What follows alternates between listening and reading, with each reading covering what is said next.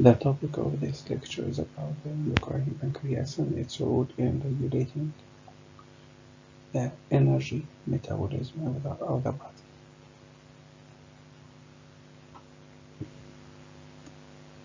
The topics included in this lecture will be the identification of the pancreatic glands and hormones, as well as description of the sense and storage of the two main hormones produced by the pancreas, or the endocrine part of the pancreas, as well as their receptors and mechanism of action.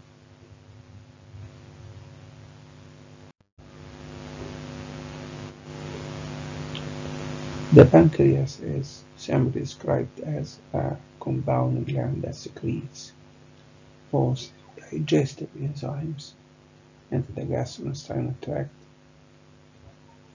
from its exocrine tissue, and from its endocrine part it produces some hormones like insulin and glucagon, which are released into the bloodstream and are responsible for regulating the blood glucose level and other metabolic functions. The endocrine part of the pancreas represented in the islets of Langerhans, which are groups of cells produce insulin and glucagon, and they function mainly in the regulation of carbohydrate metabolism as well as lipid and protein metabolism. The endocrine part also secretes two other hormones, the vasoactive intestinal polypeptide and somatostatin, which have function involved in intestinal secretion and motility.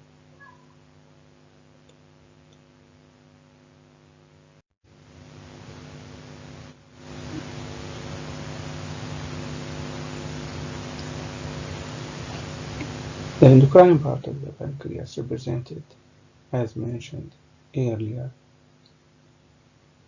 by the islets of Langerhans, which are clusters of cells embedded within the exocrine portion of the pancreas. These islets consist of four types of cells: alpha, beta, and delta cells, which produce hormones, and another type of cells which is called the C cells. This type of cells has no known function.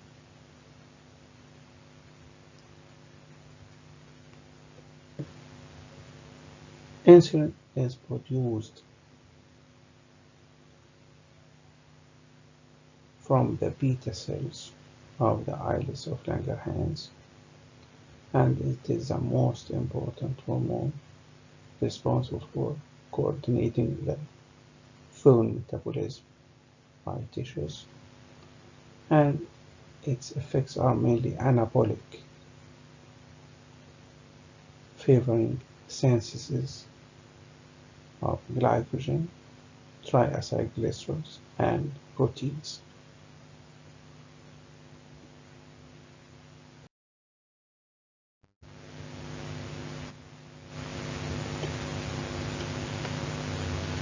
Insulin is composed of a heterodimer of two polypeptide chains, alpha and beta, and is produced in the form of a prohormone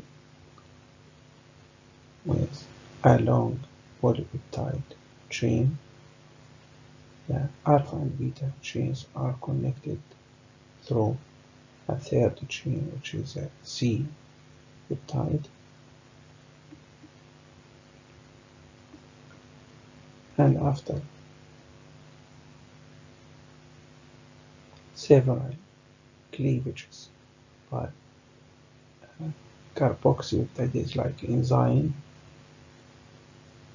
and finally a heterodimer of the alpha and beta chains or the insulin molecule is produced. These two chains are linked together by a disulfide bond,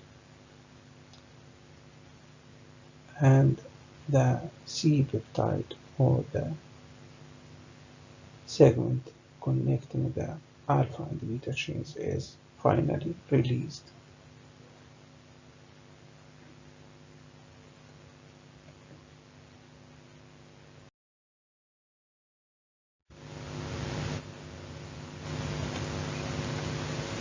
The release of insulin from beta cells is glucose dependent, and these cells are the cells that can sense the presence of glucose.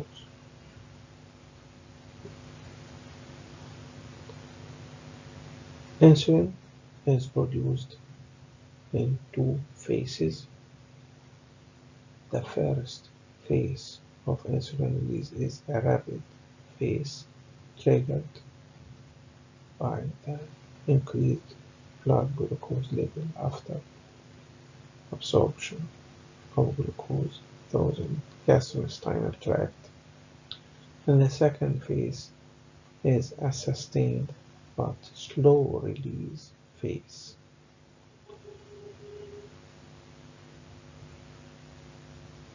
So how it is secreted from the beta cells?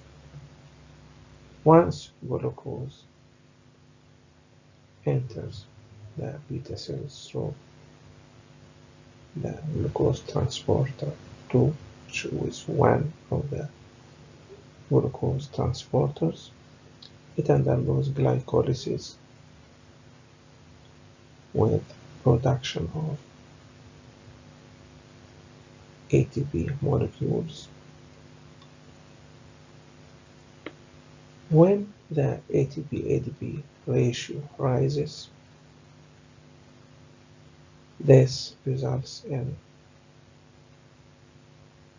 an ATP-controlled potassium channel closure, which are located in the cell membrane,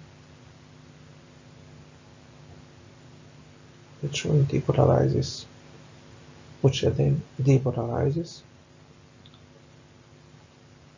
Depolarization of the cell membrane results in opening of calcium channels or voltage-gated calcium channels with a rapid inflow of calcium through the cell membrane. Also, calcium is released from the endoplasmic reticulum via inositol triphosphate gated channels. These significant calcium levels within the cytoplasm result in movement of the vesicles containing insulin toward the cell membrane, and these secretory vesicles are then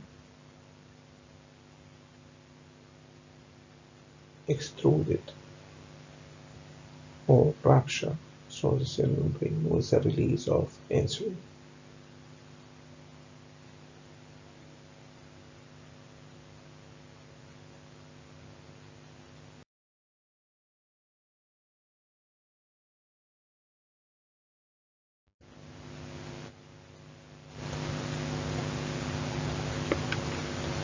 For insulin to be regulated, the beta cells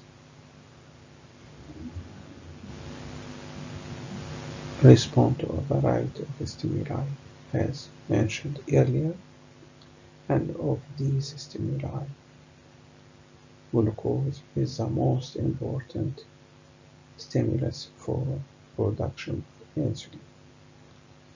Beta cells contain the glucose transporter 2 or GLUT2 transporters, and these cells have glucokinase activity so that they can metabolize glucose producing lots of ATP,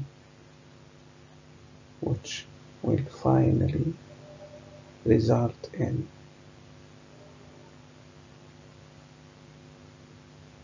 increased calcium level within the cell and rupture of the insulin containing vesicles and release of insulin.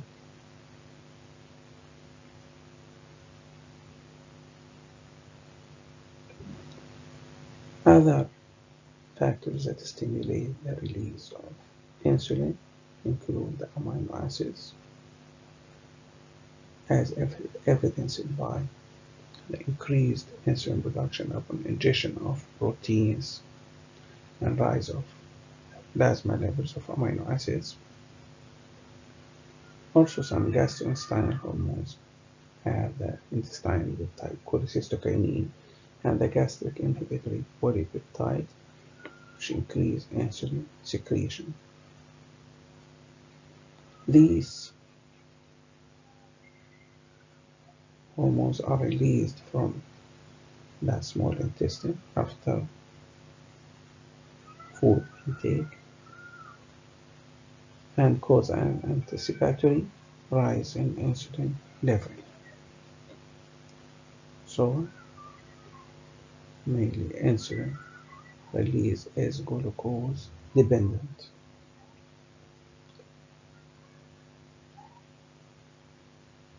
The factors that inhibit insulin release or insulin secretion are mainly represented by conditions where dietary food is restricted and also during periods of stress. So, conditions where epinephrine is released or produced during stress or in cases of trauma or during severe exercise will result in inhibition of glucose of insulin production.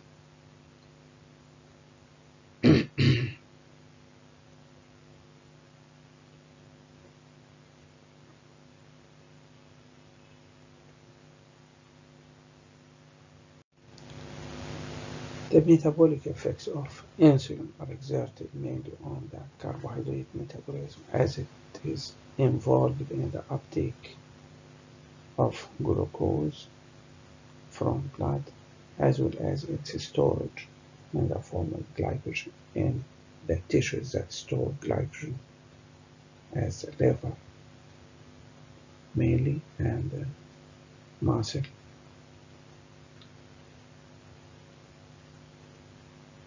The process starts when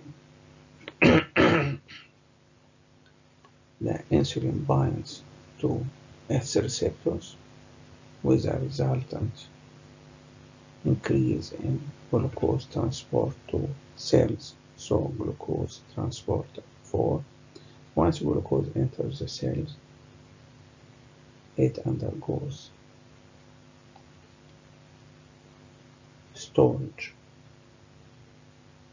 as a glycogen in skeletal muscle cells and liver cells. Also, the metabolic reactions involving production of energy from glucose through glycolysis and Krebs cycle. All these processes are stimulated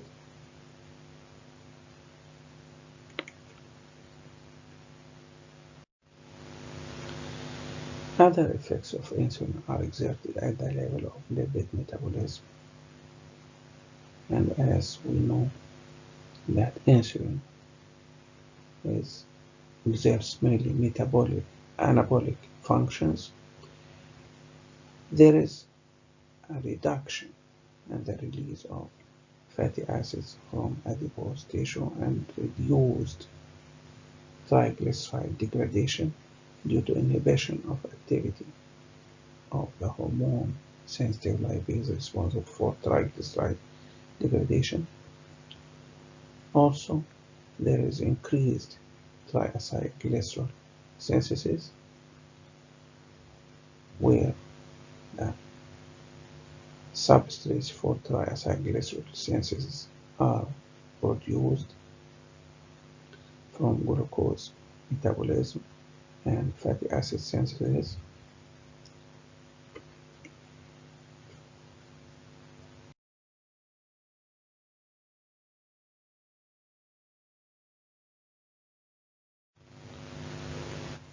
So, to summarize the effects of insulin or the metabolic effects of insulin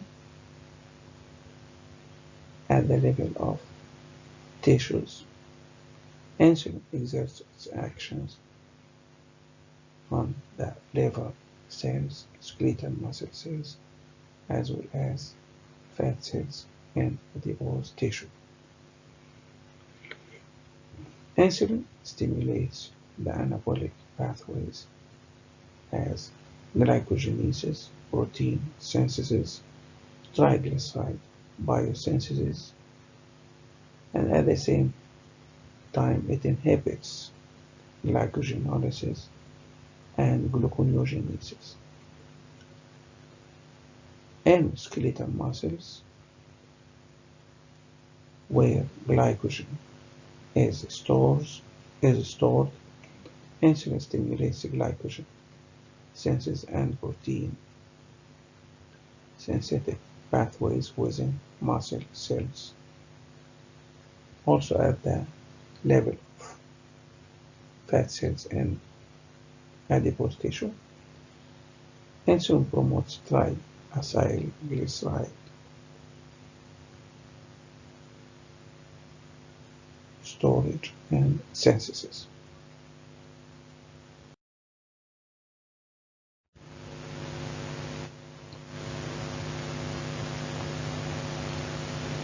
The insulin receptor is synthesized as a single polypeptide that's cleaved into alpha and beta subunits, which are then assembled into a tetramer linked by disulfide bonds. The hydrophobic domain of the beta subunits spans the plasma membrane, whereas the alpha subunits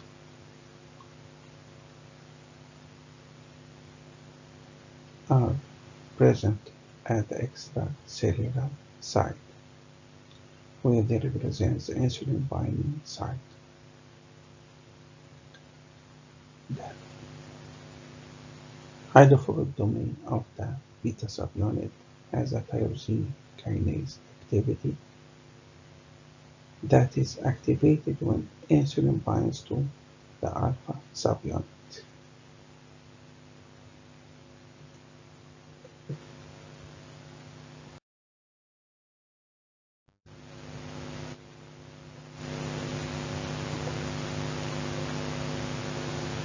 When insulin binds to the alpha subunit of its receptor, it induces a conformational change transduced to the beta subunits, which are autophosphorylated at their tyrosine residues within the cytoplasmic part. This autophosphorylation initiates a cascade of cell signaling processes and finally result in phosphorylation of some proteins which are known as insulin receptor substrates. They, these insulin receptor substrates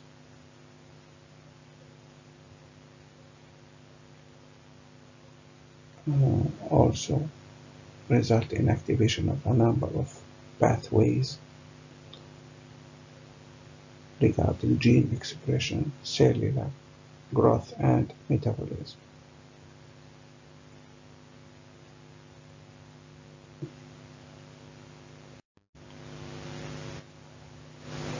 So the process of signal transduction induced by insulin is summarized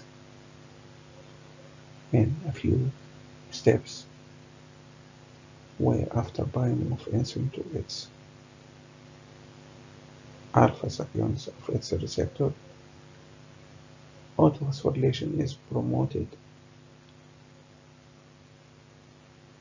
at the tyrosine residues of the beta subunits, and this autophosphorylation results in a cascade of phosphorylation of some proteins known as the insulin receptor substrates, which interact with other intracellular proteins with final activation of a number of pathways regulating cellular growth and metabolism.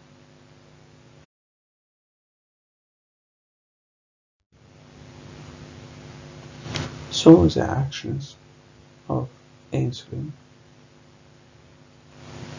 exerted upon its receptors when it binds to its receptor is the activation of tyrosine kinase activity of the beta peptide chain of the insulin receptor with subsequent autophosphorylation of tyrosine residues. This is followed by phosphorylation of insulin receptor substrates, which with subsequent phosphorylation of other cellular proteins. Also, its effects are exerted upon the cell membrane where it recruits uh, the glucose transporter 4 to the cell membrane to transport glucose residues into the cell. And finally, the effects of insulin, where its receptor is down-regulated by internalization of the insulin with its receptor, which may be recycled again to the cell membrane.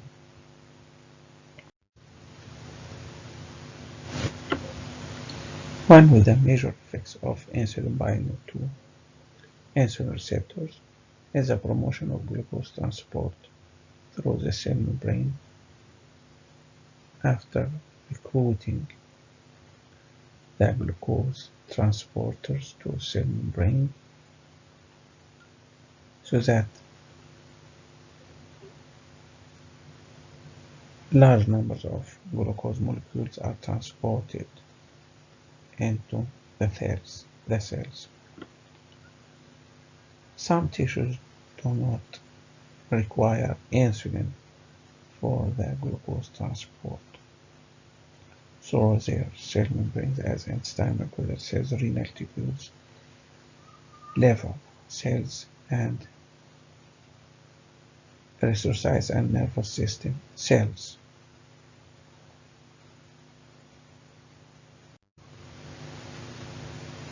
After producing its effects, insulin with its receptors undergo internalization into the cells with subsequent lysosomal degradation, but some of the receptors may be recycled back to the cell membrane, and this is considered a type of downregulation of receptor of insulin receptor.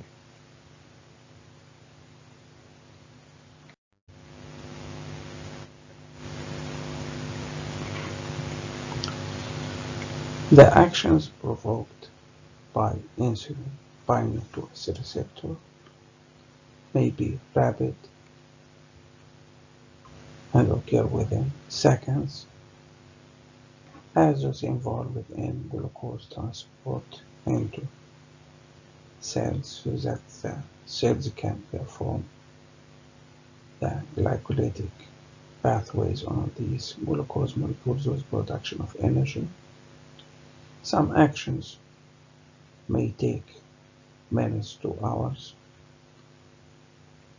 and these are involved in phosphorylation of some proteins.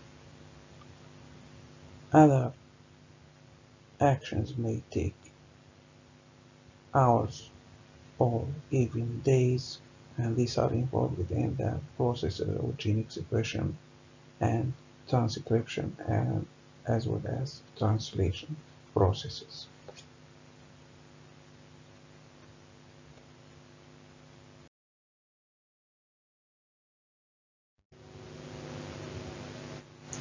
So we can see that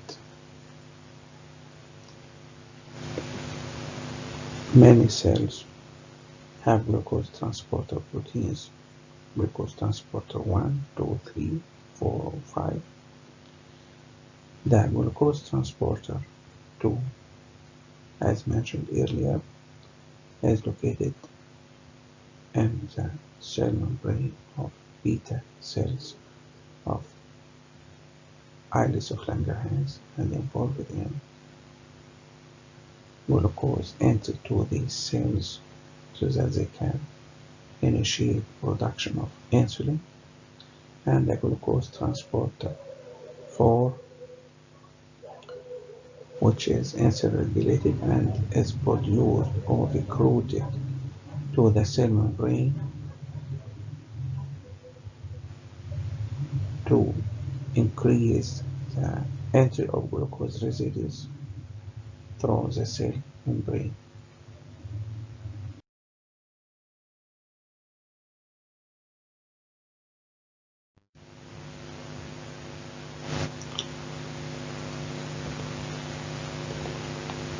Glucagon is the second hormone produced by the islets of Langerhans from the alpha cells of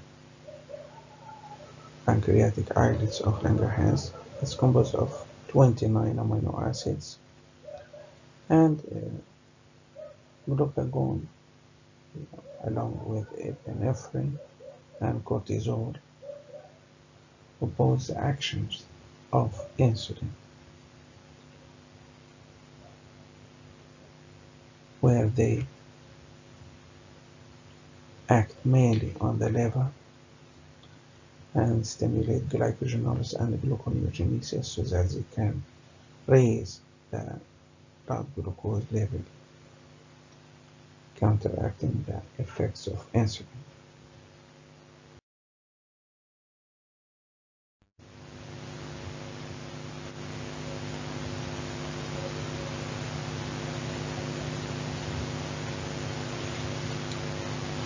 Like the beta cells that produce insulin, the alpha cells are also responsive to a variety of stimuli.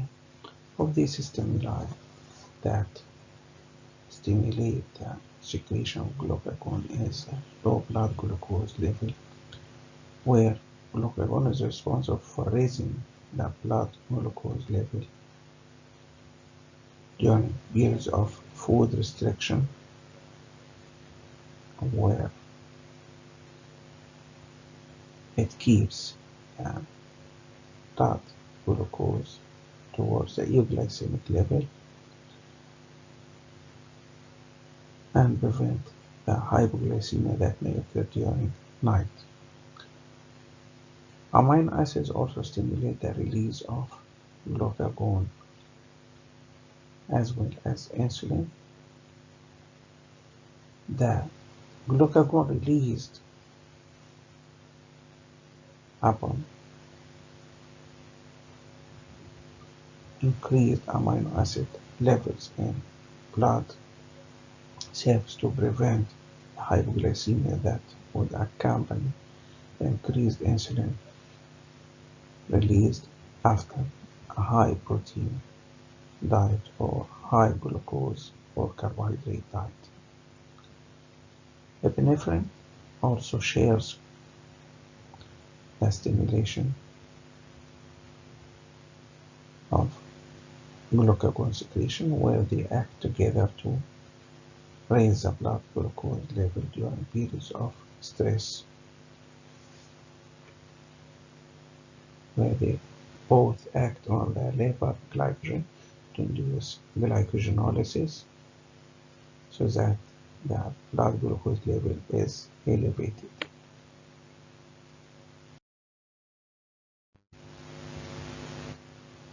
Elevated blood glucose level and insulin are the main inhibitory factors that inhibit glucagon secretion.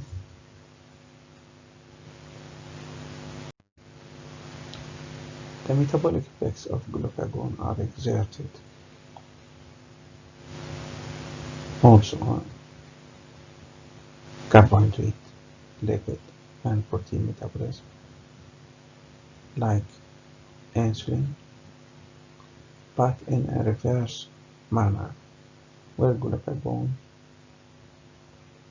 is responsible for elevating blood glucose level in contrast to the effect of insulin. Glucagon activates lipolysis with elevation of blood levels of free fatty acids, and also it increases the uptake of amino acids by the liver to secure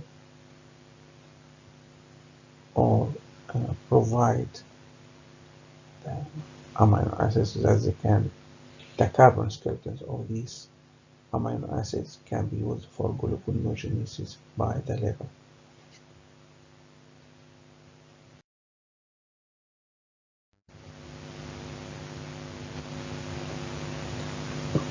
The signal transduction process of glucagon starts with binding of the hormone with a G protein coupled receptor on the cell membrane, resulting in activation of a membrane associated adenyl cyclase. This process results in a rise of intracellular cyclic AMP, which is a second messenger that activates a cyclic AMP dependent protein kinase with increased phosphorylation of some proteins and enzymes. The phosphorylation of these proteins results in a cascade of activation or inhibition of some proteins dependent on or regulated by phosphorylation,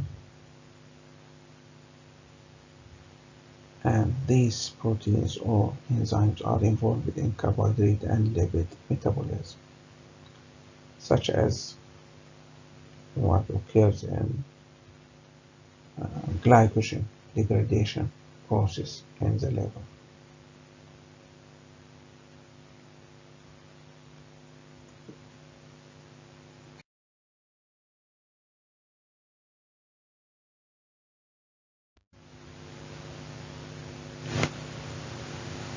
Somatostatin is a peptide hormone from the 14 amino acids and also produced by delta cells of islet cell Langerhans, and is produced in the form of an inactive hormone.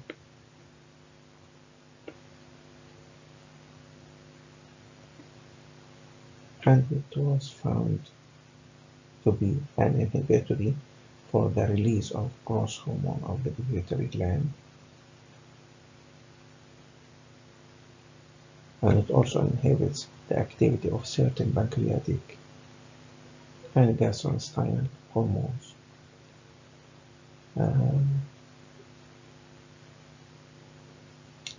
Somatostatin also blocks the secretion of both insulin and glucagon from the beta and alpha cells of the pancreas. or islets of Langerhans.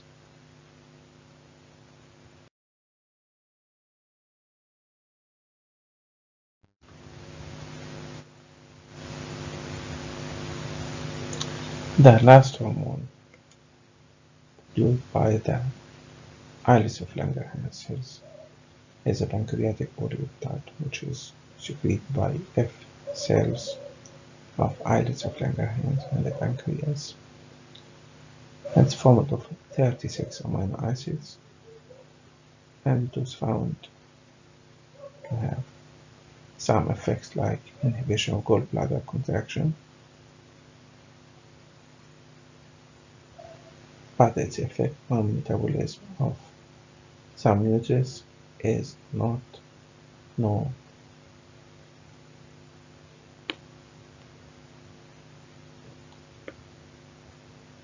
And by this we conclude the endocrine